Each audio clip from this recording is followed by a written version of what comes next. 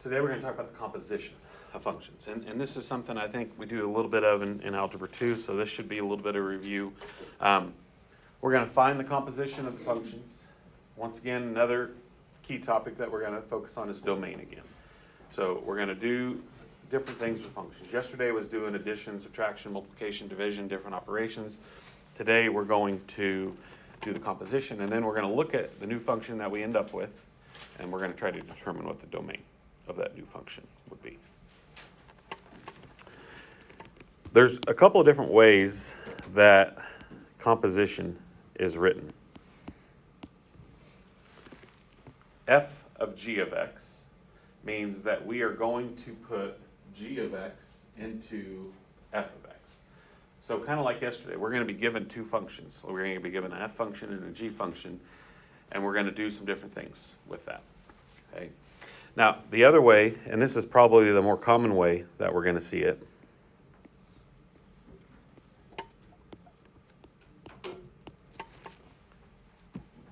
this little circle symbol is composition. So f follows g of x is the way that I would read it.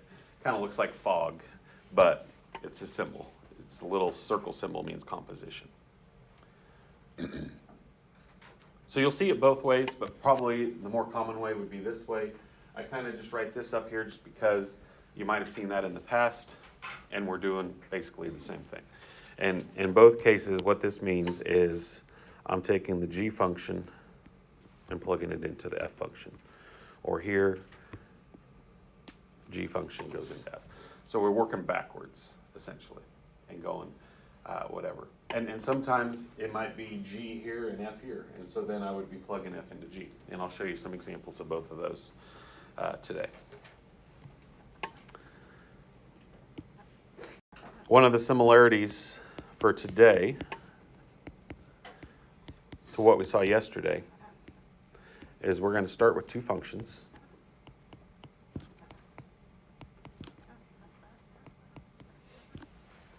And they could be a lot of different types of functions. I mean, it could be linear, it could be quadratic, it could be cubic, it could be absolute value, it could be square root. That's why we kind of talked about all those functions on Tuesday, because we're going to be seeing those throughout chapter 2. Linear and quadratic are probably the two that we're going to see the most. We see those over and over and over again. We see some of the other ones kind of mixed in from time to time, but these are the two that we probably see the most. Another similarity is we're going to take these two functions, and just so we don't have to change the functions over and over again, we're going to do 4 or 5 parts for each problem, okay? So that way we can take these two functions and we can do a lot of different things with them. So the first one we're going to do here is we're going to do f follows g of x. And that's kind of the way we want to read it. F follows g. And I won't do this every time, but just keep in mind we're working backwards. And so we're going to take g, put it back into f. So we're going to take this whole function and we're going to insert it into the f function wherever there's an x. Well, there's only one x in the f function. So we're going to go 2 times x squared minus 3x plus 8. And then don't forget the minus 5 on the end. The x gets replaced with this, so it's the exact same function with the x replaced. And then we just got to do some math, right? Do some order of operations. In this case, we got to do distributive property.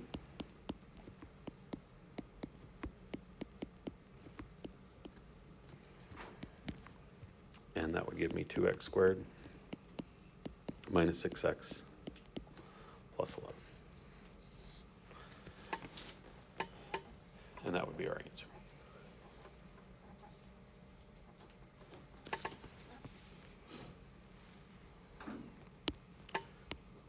Okay, for part B.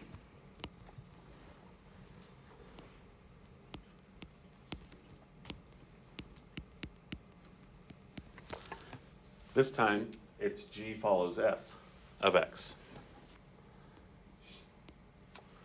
So we're going to take f, we're going to work it backwards, and we're going to put f into g. So we're going to go back up here to the beginning. This 2x minus 5. Now here's the part that's a little bit different. 2x minus 5 is going to replace both of these x's. Because I have multiple x's in this function over here, wherever there's an x, I'm going to replace it with a 2x minus 5.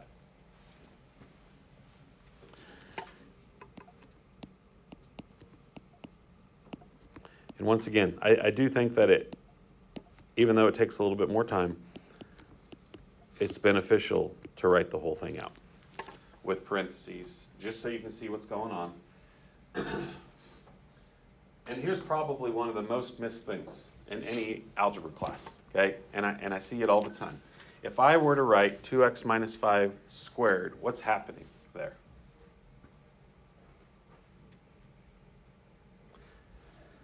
Because here's what a lot of people think. A lot of people say, okay, we're going to take the 2x, we're going to square it, we're going to take the negative 5, we're going to square it, and then that's it. They kind of like distribute the square sign, but that's not really what's happening. Because when I square something, what am I really doing? Yeah, it's gonna be taking it times itself, right? So I'm going to do this kind of over here to the side. I'm going to do 2x minus 5 times itself. It's a FOIL problem. But you got to write it out. And if you don't write it out, then you're probably going to miss some of the terms. I got to take 2x minus 5 times itself. So this would become 4x squared minus 10x minus 10x plus 25.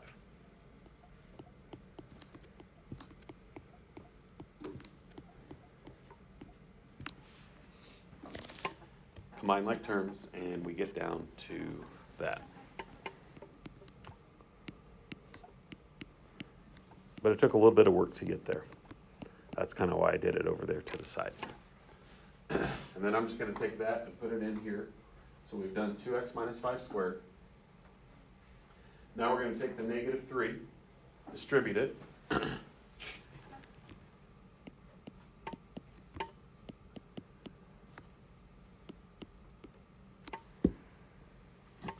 I'm just writing out this big old long polynomial. And then to finish it up, we're going to simplify it and combine like terms. So 4x squared is just going to stay 4x squared because there's no other x squareds. Negative 20x minus 6x is negative 26x. 25 plus 15 would be 40, and 40 plus 8 would be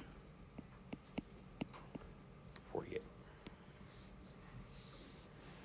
And that would be our answer. Okay, so just a lot of algebra going on in there. Foiling and distributing and combining like terms and just a lot of different skills that we've done over and over again.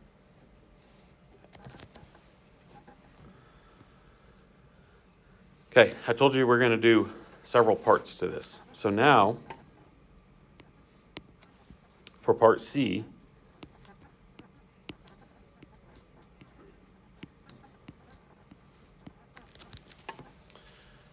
okay, and here's what I'm going to show you. There's two ways to do this problem. And I'm going to show you both ways, and then you can kind of decide which way you would rather do it. Okay? Because we've already done F follows G, then I could just take 7, and I could just plug it right into this function. Because we've already done this. If I hadn't done this, I'll show you another way that you could do it. In some cases, it's a little bit quicker. But if I've already got F follows G as an expression, then I'm just going to take 7, and I'm going to plug 7 in for x.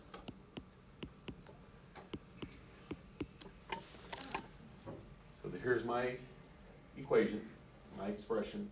7 is going to get plugged in for that. I forgot to write 7 in place of x over here.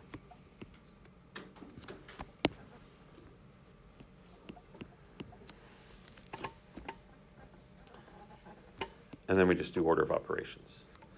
So this would become 98 minus 42 plus 11.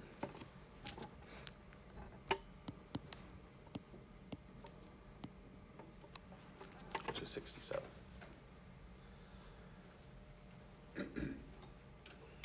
And I'm not going to do this for every problem, but I also want to show you another way that you could do this, especially if I hadn't already done this on part A.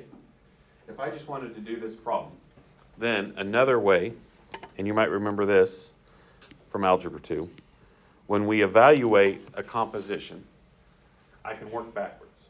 I can take 7 and I can plug it into G. So I'm going to go over here first. 7 squared is 49, minus 3 times 7 is 21, plus 8. So 49 minus 21 would be 28. 28 plus 8 would be 36. Right? And then I'm going to take that answer, whatever I get for G, and I'm going to plug it in to F. So we said we got 36. 2 times 36 would be 72. 72 minus 5 gets us 67. Okay. And for me, in some cases that would be a little bit easier. That's why I show you, especially if we haven't done that already. Okay. So either one works. You're going to get the same answer. Just kind of depends on what we have and where we want to go with it.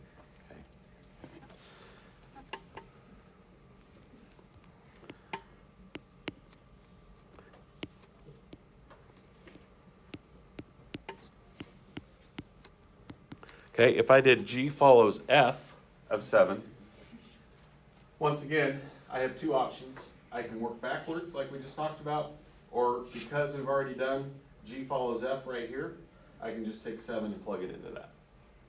Okay, and then that really just becomes a calculator problem.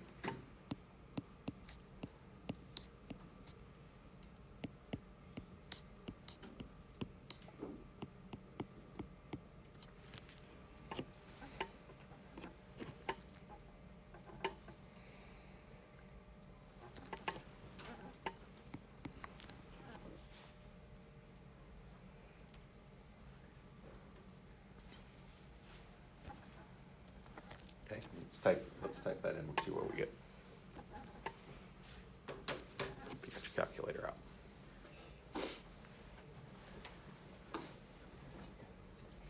Did you get it? 62. Okay. We should get 62. One thing that I will tell you to be careful of here, especially if this number is negative. Okay, one of the most common mistakes, and I think we've seen some problems like this. If I'm putting a negative in for x, we got to make sure we put that negative in parentheses in your calculator. Okay? If I don't put that negative in parentheses, it's not going to square it correctly. It's not going to give me the correct answer. Okay?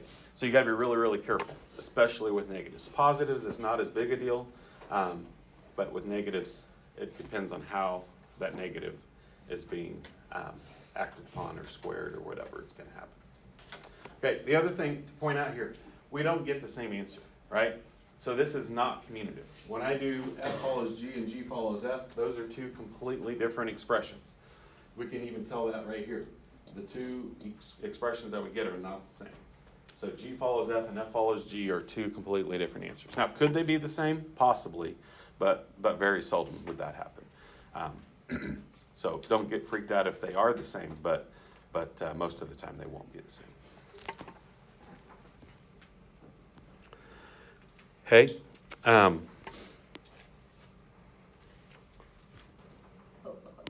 two more for these two functions. G follows G of 1.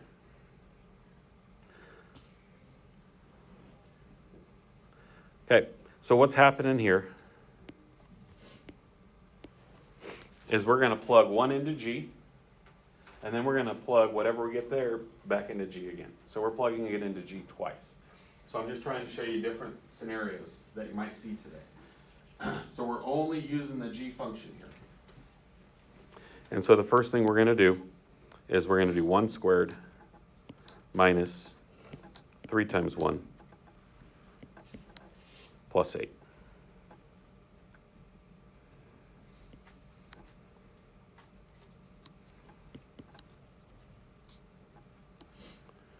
Which would be 6. Okay. So the first time I plug in 1, I get 6. Now 6 is my answer, so now I'm going to take 6 and plug it into G again. So this now becomes 6 squared minus 3 times 6 plus 8.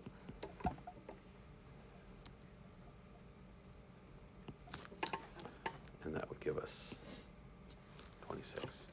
So you just plug it into G twice. Okay, a little bit different, but you don't use F at all. You just use G 2 times. Okay, and then the last one.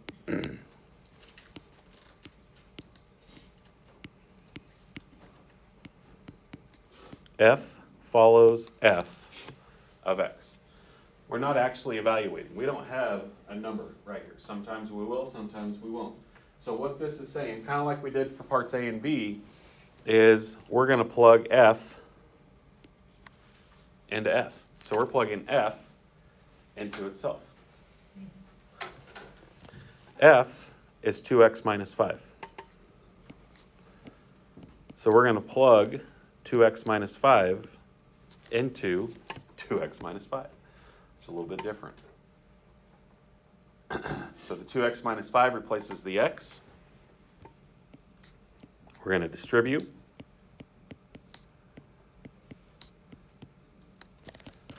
And simplify.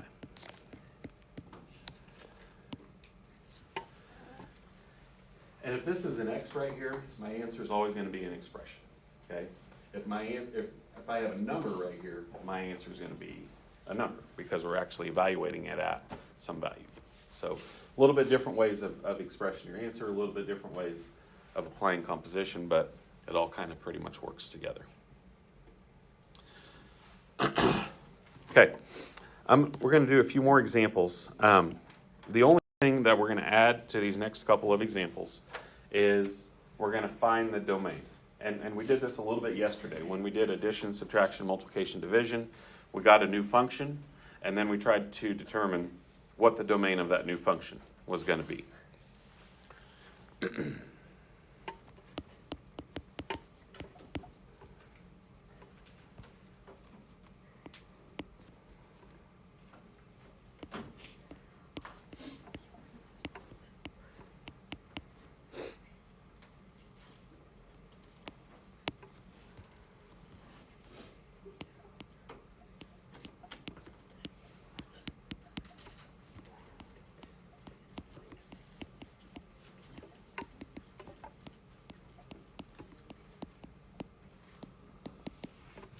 All right, the two functions that we're going to use here are going to be x plus 3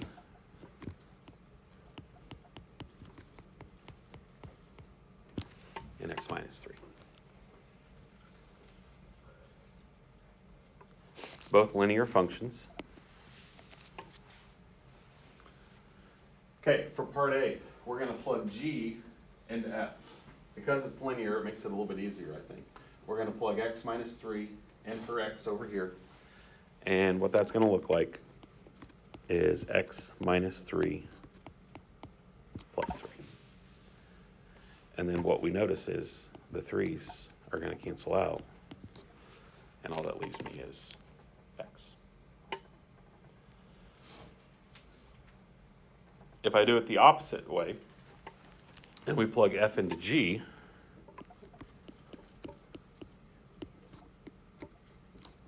we do x plus 3 minus 3. Once again, the 3's cancel out, and it gives me x. So kind of like I was talking about just a second ago, we get the same answer for both of our compositions. They both end up just being x, right? And the reason why is because these two are what we call inverses of each other. They undo each other. Addition and subtraction are opposite operations of one another. And so that just leaves me with the x. What number can I plug in if I have just an x? Anything I want, right? There's no denominator, there's no radical, there's no restrictions that we talked about yesterday. Those are the two things that we're really on the lookout for that are going to change our domain. If we don't have any of that, then I can put whatever I want in for x. It's kind of weird because it's just x all by itself, right? And you're like, well, what is x? X is just a variable. And if I say, what number can I plug in for x? Then the domain of both of these would be all reals, or negative infinity to positive infinity for both.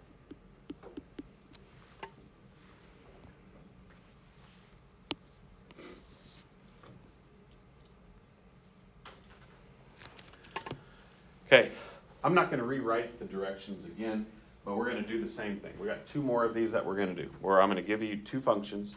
We're going to do the composition both ways, and then we're going to find the domain of both. So this next one,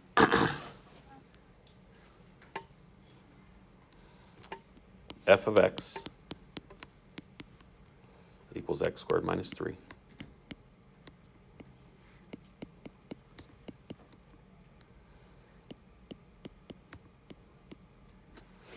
G of x equals 4x minus 3.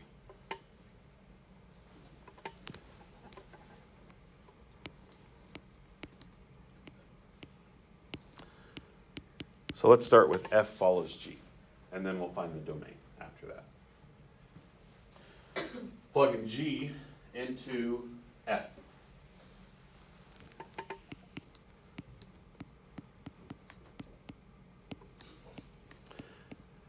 First thing I always want to do is rewrite it, right? I'm going to take 4x minus 3, I'm going to put it in where the x is, I'm going to rewrite the expression, and then we got to do a little bit of simplifying to undo everything. And we've already seen this once today, but when I see 4x minus 3 squared, what's that got to tell me? FOIL. It's a FOIL problem every time, okay?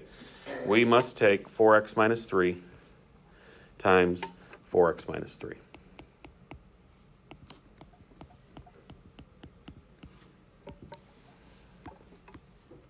So that would give us 16x squared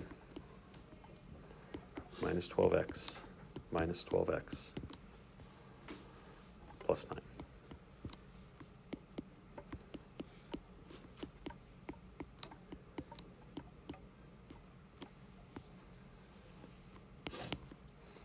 And then keep in mind that that is just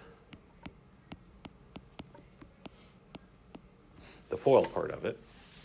And then we also have the minus 3 there at the end of that function.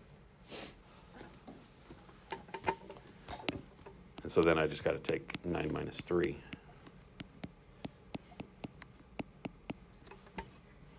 And it gets me there.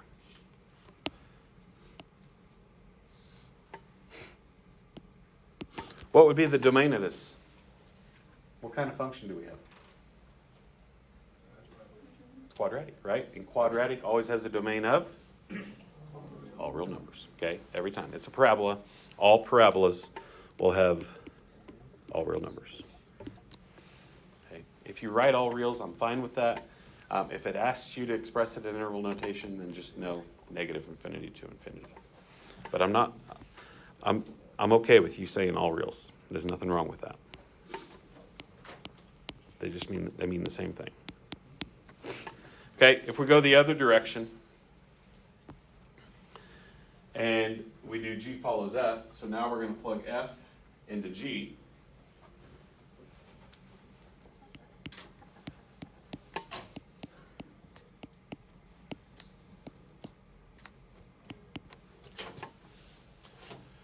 We're going to take 4, we're going to distribute it.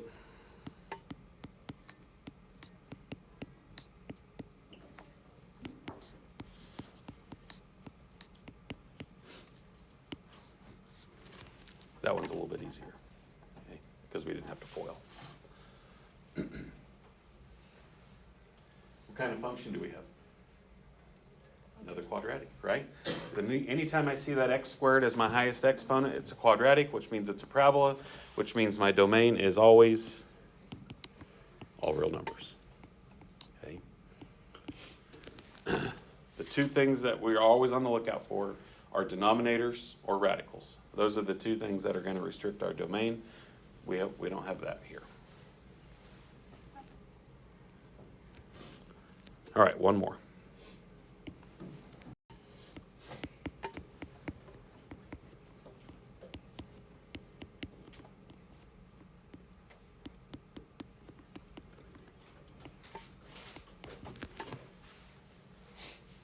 same directions as the last couple. And we're going to see that a couple of times on some of our homework today where it's going to give us two functions. It's going to ask us to do the composition, and it's going to ask us to find the domain.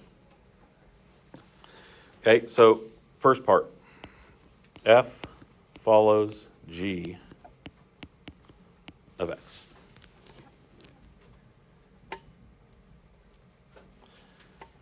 G goes into F.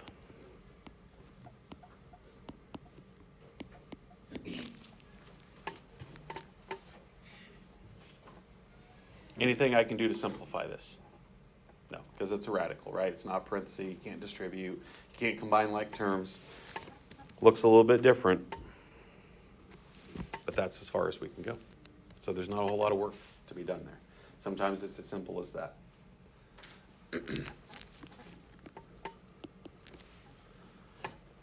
What would be the domain of this function? What do you guys think? What do you think? Only positive numbers? Only positive numbers? What else could we have besides positive numbers? Zero. Yeah. We just got to get rid of the negatives, right? Because we can't take the square root of a negative, because here we go. This is one of the ones that we're on the lookout for, right? Radicals. We've got to be careful of those. And we know right now we can't take the square root of a negative until we get into imaginaries, okay? So as long as we're just in the real set, we're going to say 0 to infinity. And that would be our domain. Okay, one more. G follows F of X.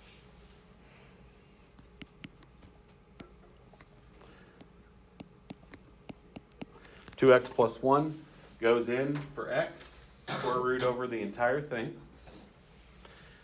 Okay, and once again, we see a radical here. Okay, and we had some like this in the last chapter when we focused on domain, and we had a radical. Sometimes it said, like, put it into your calculator and see what the graph looked like, and so use your calculator as a kind of a guide to find the domain. And you could do that here. You could put this into your calculator, and you could use that to help you kind of figure out what the domain is going to be. There's nothing wrong with that. But whatever is under the radical must be greater than or equal to 0. So whatever is inside of that radical has to be 0 and above. Okay? We're trying to figure out what x values are going to make that happen.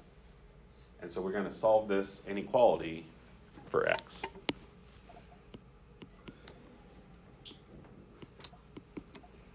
And we divide by 2. And we get -1/2. And if we had to do interval notation, we would just say -1/2 to infinity. Okay. And I told you that you could do it in your calculator, right? If you were to put that one, okay, that's all we got. Composition's pretty straightforward, I think. Just doing a lot of algebra is the big one. I'm not going to give you a ton of problems here because some of these have multiple parts to them.